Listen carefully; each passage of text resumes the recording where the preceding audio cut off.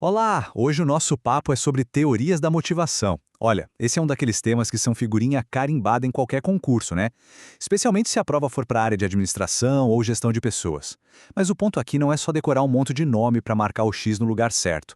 A ideia é a gente entender de verdade a lógica por trás do que move as pessoas, do que faz alguém levantar da cama e trabalhar com vontade. E para começar, vamos jogar uma pergunta no ar, uma que meio que vira o senso comum de cabeça para baixo.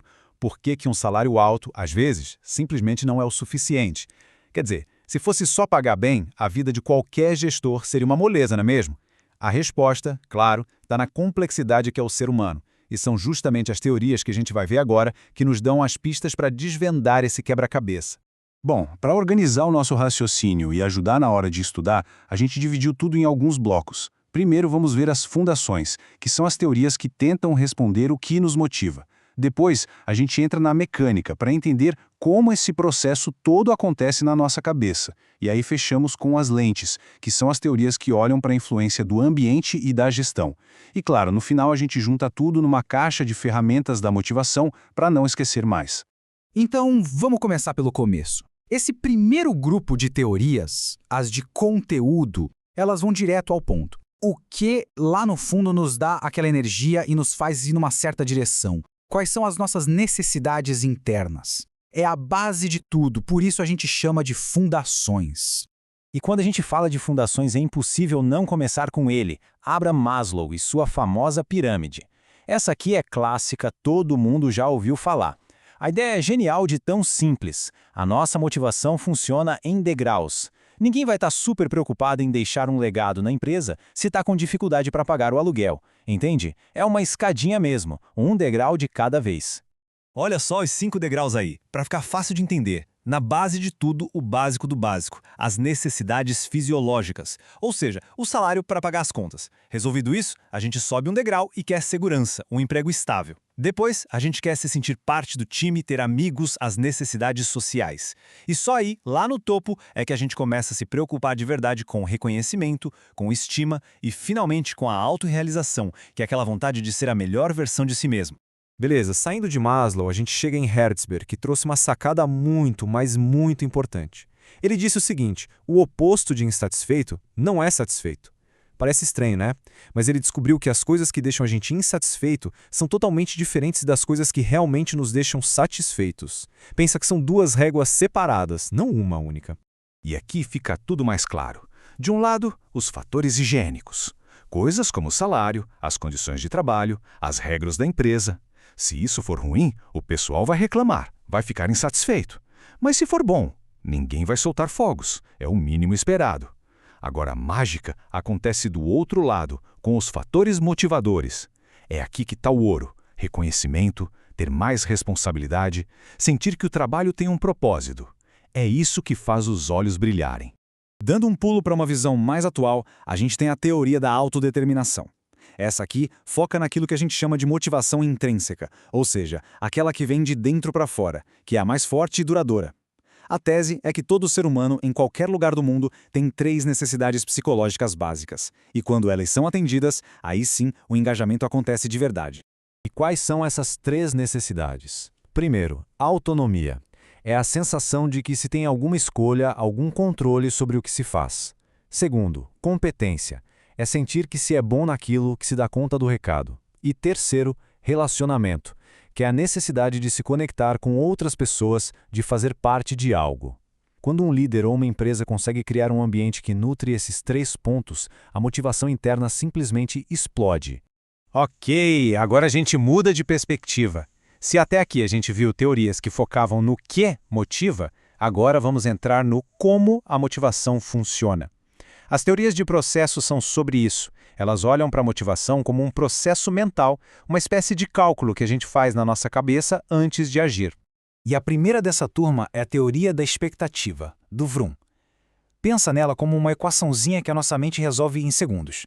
Antes de se dedicar a uma tarefa, a gente se pergunta 3 coisas, mesmo que sem perceber. Primeira, se eu me esforçar muito, eu consigo fazer isso bem feito? Segunda, se eu fizer bem feito, vou ganhar alguma coisa com isso?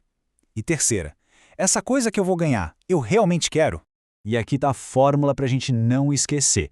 A expectativa é essa ligação entre esforço e desempenho. A instrumentalidade é a ponte entre o desempenho e a recompensa. E a valência é o valor que cada um dá para essa recompensa. E olha o pulo do gato aqui, que é onde muita gente cai em prova. É uma multiplicação. Ou seja, se qualquer um desses 3 elementos for zero, já era. A motivação inteira vai para zero também.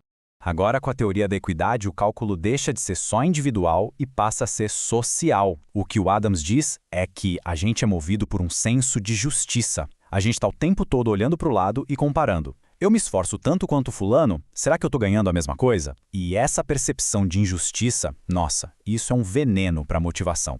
E o processo mental é mais ou menos esse. Primeiro, a gente olha para a nossa própria balança. O que eu dou, meu esforço, versus o que eu recebo, meu salário, reconhecimento, etc. Depois, a gente olha para a balança do colega. Aí vem a comparação.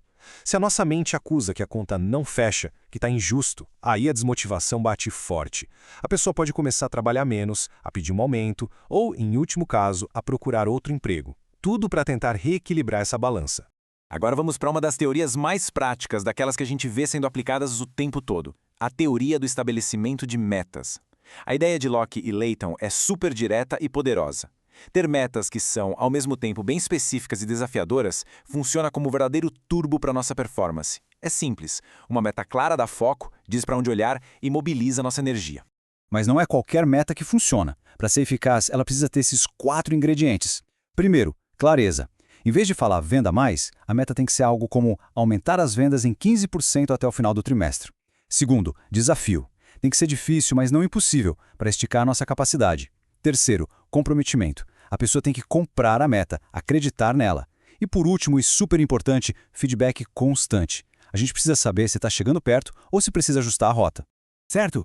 Chegamos no nosso último bloco. Aqui a gente vai mudar o foco de novo. Não vamos olhar tanto para dentro da cabeça do funcionário, mas sim para as lentes que os gestores usam e para o ambiente ao redor. São teorias que mostram como a perspectiva de quem lidera e o contexto podem influenciar e muito a motivação de todo mundo. E para começar, a clássica teoria X e teoria Y de McGregor. Essa teoria não é sobre como os funcionários são, mas sim sobre como os gerentes acreditam que eles são. A grande sacada do McGregor foi perceber que a crença do chefe sobre a sua equipe acaba moldando o jeito dele de liderar e, no fim das contas, a própria realidade do time. É quase uma profecia autorrealizável. E olha só que diferença brutal. O gerente que pensa segundo a teoria X acredita que as pessoas são preguiçosas por natureza, odeiam trabalhar e precisam de controle o tempo todo. O que ele faz? Microgerencia, fiscaliza, pune. Já o gerente da teoria Y parte do princípio oposto, que as pessoas gostam de desafios, são criativas e responsáveis. O que ele faz? Delega, dá autonomia, confia. E o mais interessante é que, no final, a equipe tende a se comportar exatamente como o gerente espera dela. Para fechar esse grupo, temos a teoria da aprendizagem social, ou do reforço.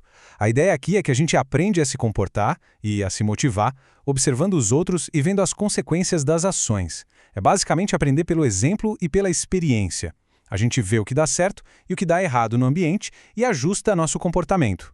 E os fatores-chave são esses aqui. O reforço positivo é quando um comportamento bom é recompensado, tipo um elogio em público. Isso aumenta a chance de ele acontecer de novo. A punição é o contrário. A modelagem é super poderosa. É quando a gente vê um colega sendo promovido e pensa, opa, é esse o caminho.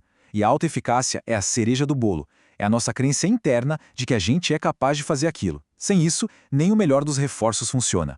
Bom, e agora a gente chega na hora de juntar tudo. A grande lição, especialmente para quem está estudando para concurso, é a seguinte: nenhuma dessas teorias anula a outra. Pelo contrário, elas são como uma caixa de ferramentas. Cada uma delas é uma lente diferente para a gente olhar e entender esse bicho complicado que é a motivação humana. E para ajudar na revisão final, esse quadro aqui é ouro. É um mapa mental perfeito. Lembrou de Maslow? Pense em hierarquia. Falou em Hertzberg? 2 fatores. Vroom? Cálculo. Adams? Justiça. Locke? É metas. E McGregor? Perspectiva. Só de ter essa palavra-chave na cabeça para cada autor, nossa, já ajuda demais na hora da prova. E para a gente fechar, fica essa provocação. Agora, com todas essas ferramentas na mão, qual dessas teorias parece explicar melhor o que acontece com as pessoas ao seu redor, seja no trabalho, no grupo de estudos, onde for? Porque no fim do dia, o que realmente faz a gente aprender e não esquecer mais é exatamente isso: pegar a teoria e enxergá-la acontecendo na vida real.